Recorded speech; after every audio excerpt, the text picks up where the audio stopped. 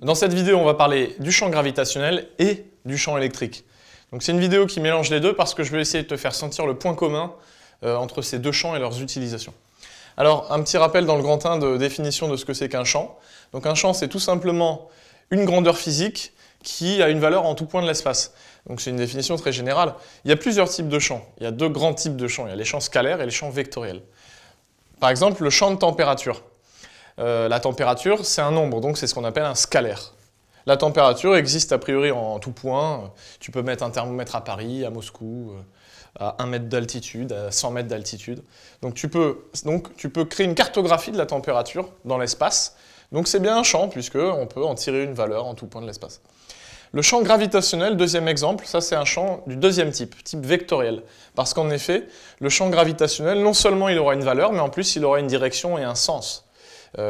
Si tu es la Terre, si tu es au-dessus, disons au-dessus, c'est façon de parler, au-dessus de la Terre, tu vas avoir une attraction qui est vers le centre. Si tu es en dessous, tu vas avoir une attraction qui est vers le centre. Mais du coup, le champ change de direction et de sens. Donc c'est bien une grandeur vectorielle. Donc scalaire vectorielle. Donc maintenant, on va parler du champ gravitationnel, noté grand G, en capitale anglaise, avec une petite flèche au-dessus, parce que c'est un champ vectoriel. Alors en fait, pourquoi on te parle de champ? C'est parce que ça a une utilité en physique, ça permet de calculer, normalement, ça te permet de calculer la force subie par une masse M que tu mettrais en un point grand M. Alors ça te paraît peut-être un petit peu bizarre, compliqué, mais maintenant imagine un système, imagine-toi dans l'univers par exemple, tu es tout à fait conscient que si d'un seul coup, toi avec ta masse M, je sais pas, 50, 60, 70 kg, si je te projetais d'un coup en plein milieu de deux étoiles, t'en serais tellement loin que tu subirais aucune force. Si maintenant je te rapproche de la Terre, je te mets à quelques kilomètres au-dessus de la Terre, tu subis une force d'attraction vers la Terre. Si je te place à côté de la Lune, pareil, tu subis une force vers la Lune. Est-ce qu'il y aurait un moyen de savoir quelle force tu subis en fonction de l'endroit où je te place? Eh bien oui, justement c'est pour ça qu'a été inventé ce champ gravitationnel. Je dirais en théorie, on peut cartographier en tout point de l'espace le champ gravitationnel qui existe, qui s'appelle grand G. Donc imagine que tu aies la connaissance de grand G en tout point de l'espace. Et bien maintenant, tu vas pouvoir utiliser cette formule-là pour calculer la force que tu vas subir en étant placé à tel ou tel endroit. Et cette formule est extrêmement simple. La force que tu vas subir, la force gravitationnelle, en un point M de l'espace, ça va être ta masse, si c'est toi qu'on met à un endroit donné, mais disons la masse du système qu'on place en ce point, multipliée par le champ gravitationnel qui existe en ce point-là. Alors, ceci, d'ailleurs, cette formule ne te dit pas comment on va calculer ce champ gravitationnel, mais admettons que l'exercice te donne sa formule, tu vas pouvoir calculer la force que tu subis. Alors, première remarque, F et G sont proportionnels, le coefficient de proportionnalité c'est M, et M, comme c'est une masse, c'est positif. Ce qui fait que F et G sont collinéaires, bien sûr, mais en plus de ça, ils sont de même sens. Ce qui fait que je vais pouvoir te montrer ces deux schémas et te les expliquer assez facilement.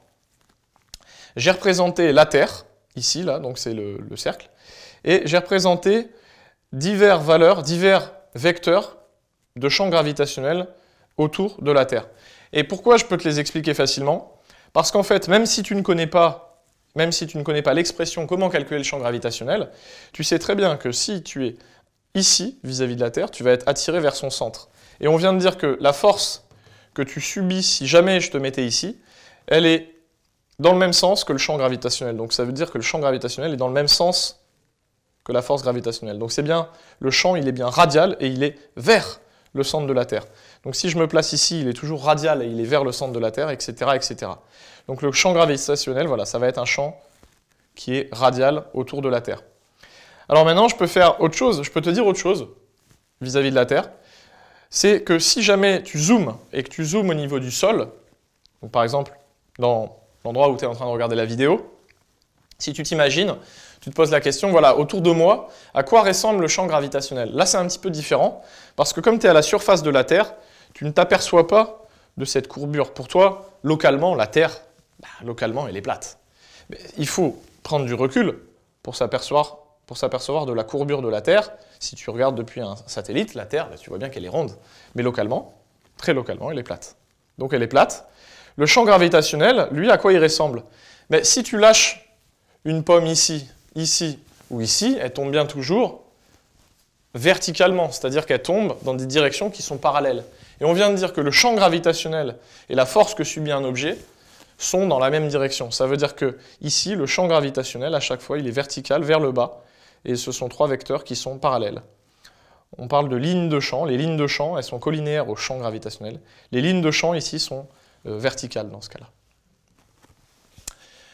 Deuxième champ vectoriel que je veux te présenter, c'est le champ électrique grand E.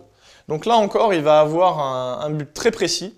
Ça va être de calculer la force subie par une charge Q que l'on mettrait en un point M de l'espace.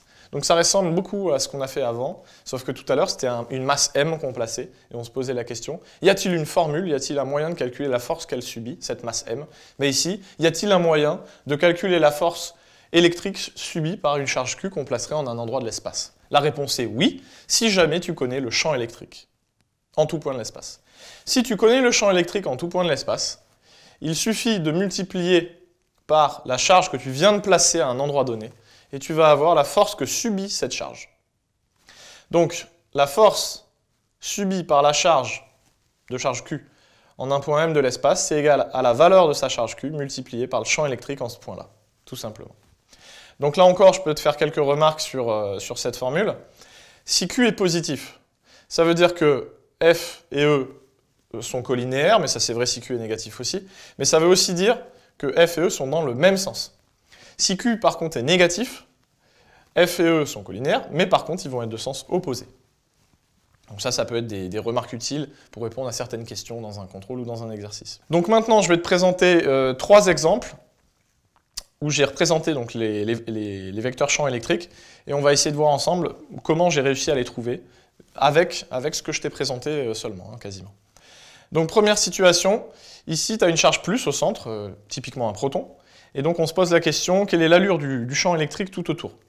Bon, ce proton c'est une charge plus, et tu sais que les charges plus, par exemple, repoussent les autres charges plus. Donc ce que je vais faire, c'est que je vais chercher à m'imaginer quel est le champ électrique en réfléchissant sur la force subie par une charge plus que je viendrai placer à un endroit ou à un autre. Donc imaginons que je vienne placer une charge plus ici. Je sais qu'elle va être repoussée par cette charge plus. Donc elle va subir une force qui va dans cette direction-là. Et comme c'est une charge plus que j'ai mis là, elle est positive, on a dit que F et E sont dans le même sens. Ça veut dire que la force qui est dans ce sens-là est dans le même sens que le champ électrique. Ce qui fait que je sais que le champ électrique est bien comme ceci. Mais cette charge plus, c'est une expérience de pensée. Je pourrais très bien la mettre ici, ou ici, ou ici. Et je refais le même raisonnement. Je la place ici, je sais qu'elle va subir une force qui la repousse, donc une force qui est dans cette direction. Comme elle est positive, le champ est dans le même sens, donc il est bien comme ceci, etc., etc. Donc tu vois, ça se construit facilement. Je peux faire la même chose dans l'autre sens. Enfin, dans l'autre sens, entre guillemets. C'est-à-dire qu'au lieu de raisonner avec une charge positive au centre, je raisonne avec une charge négative et je me pose la question, est-ce que le champ électrique sera le même? La réponse est non et on va voir ensemble pourquoi. Donc, cette charge, elle est négative. Si je m'amuse à mettre une charge positive ici, eh bien, on sait que la charge positive va être attirée par la charge négative. Donc, ça veut dire que la charge positive qui est là va subir une force attractive vers le centre ici. Donc, la force, on sait qu'elle est comme ceci. Et comme là encore, j'ai placé une charge positive, Q est positif, donc F et E sont dans le même sens. Donc puisque F est dans ce sens-là, E l'est aussi. Donc je sais que le champ électrique, c'est un vecteur qui est vers la charge négative.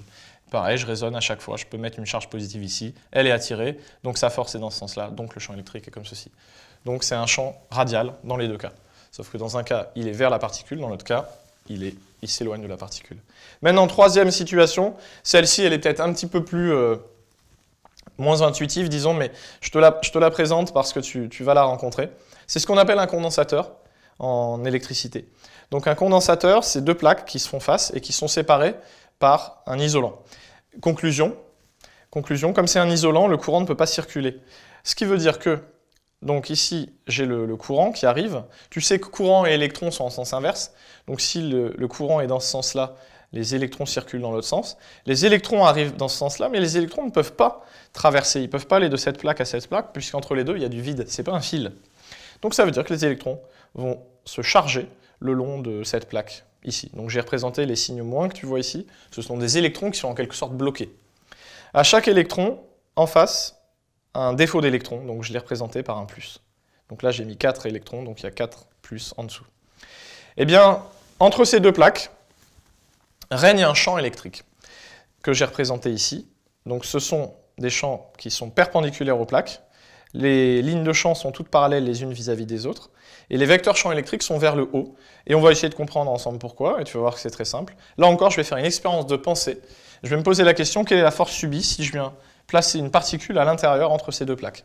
Donc je prends une particule chargée plus, et je viens la mettre entre ces deux plaques. Eh bien cette particule chargée plus, dans quelle direction elle va vouloir aller? Quelle force va-t-elle subir? Elle veut aller vers les charges négatives, elle est attirée vers les charges négatives et repulsée par les charges positives. Donc elle va aller vers le haut. Donc cette charge qui est positive, elle va vers le haut. Donc elle subit une force qui est vers le haut.